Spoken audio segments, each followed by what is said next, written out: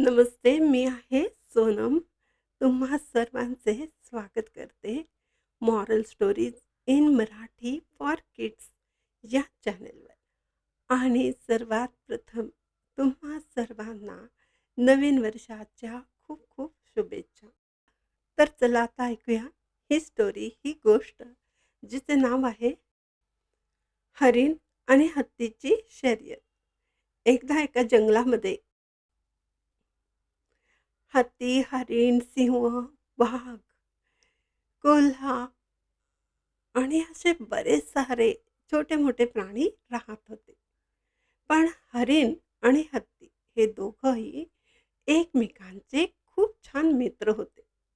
ते नेहमी एकत्र खेळायचे आणि धावण्याच्या स्पर्धा सुद्धा करायचे.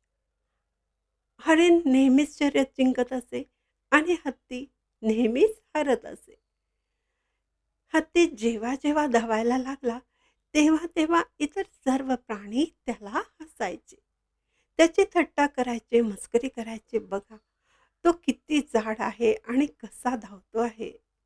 त्याला धावायचे सुद्धा कळत नाही. तो आणि नेहमीच हारतो, आज सुद्धा हरणार आहे.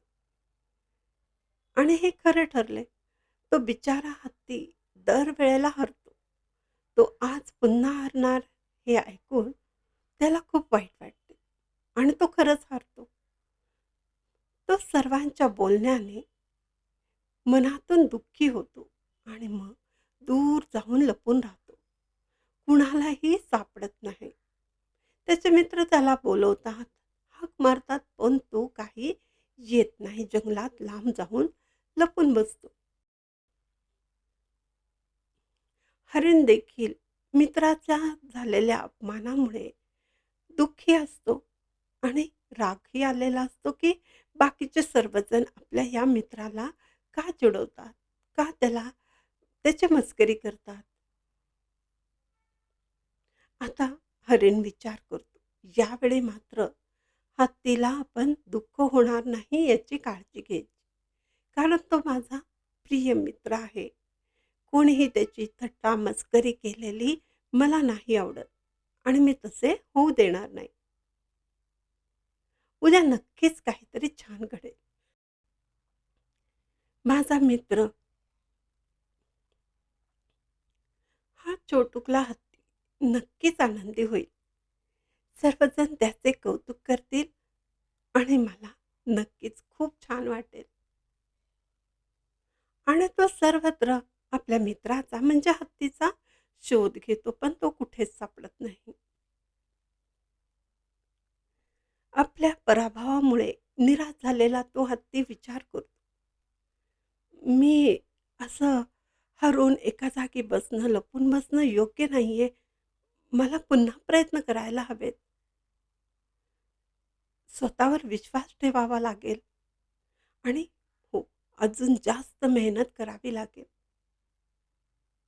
प्रत्येक वेळी माझा मित्र हरीण जिंकतो आणि सर्वजण माझी चेष्टा मस्करी करतात. हे आठवून तो परत दुःखी होतो, पण पुन्हा निश्चय करतो. मी उद्या परत एकदा हरणाबरोबर शर्यतीत भाग घेईल. मी प्रयत्न सोडणार नाही.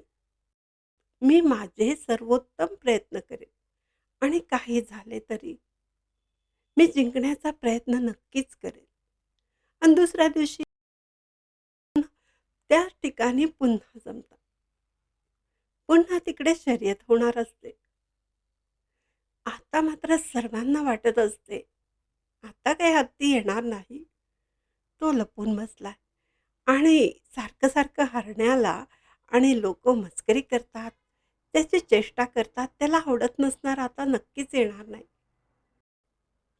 पण काही क्षणातच तेवढ्या डौलदार चालीमध्ये हत्ती तिथे येतो आणि सर्वजण डोळे मोठे करून पाहू लागतात. अरे, हत्तीमध्ये किती आत्मविश्वास आहे आणि तो परत आला आहे.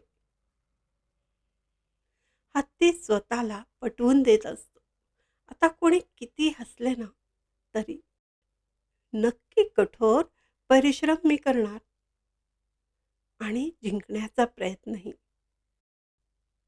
आणि सर्व प्राणी एकत्रितपणे शर्यतीच्या स्पर्धेसाठी मोठ्याने ओरडतात. 1, 2, 3 आणि हरिण आणि हत्ती दोघेही वेगाने धावू लागतात. स्पर्धा सुरू होते. हत्ती त्याच्या पूर्ण ताकदीने धावतो. हरिण देखील कोणतीही कसर सोडत नाही. आणि थोडे अंतर गेल्यावर मात्र हरणाचा वेग कमी होतो आणि हत्ती पूर्ण उत्साहाने धावतो. सर्वप्रथम हत्तीला हसणारे सर्वजण आता मात्र टाळ्या वाजवू लागतात आणि काही क्षणातच हरिण खूप मागे राहते आणि हत्ती अगदी सहजपणे शर्यत जिंकतो. टाळ्यांचा प्रचंड कडकडाट होतो. हत्तीसुद्धा आनंदाने नाचू लागतो आणि आपल्या मित्राला आनंदात नाचताना पाहून हरिणसुद्धा हत्तीला प्रेमाने मिठी मारतो आणि म्हणतो, "माझ्या मित्रा, आज जबरदस्त जिंकलास तू. तू खरोखर खूप छान धावतोस हां. आज तर तू मला सुद्धा हरवलंस आणि ह्या आश्चर्यकारक विजयाबद्दल तुझे खूप खूप अभिनंदन. आणि हे बघ, सर्वजण तुझ्यासाठी किती आनंदी आहेत."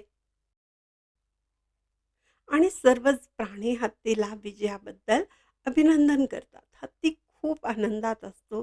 सर्वांचे आभार मानतो. तो म्हणतो, "माझ्या प्रिय मित्रांनो, आज संध्याकाळी मी तुम्हा सर्वांना तुमच्या आवडीचे स्वादिष्ट जेवण देणार आहे आणि तुम्ही सर्वांनी यायचे." सर्व प्राणी अगदी आनंदाने एकत्र येतात आणि एकत्रितपणे विजयाचा आनंद साजरा करतात.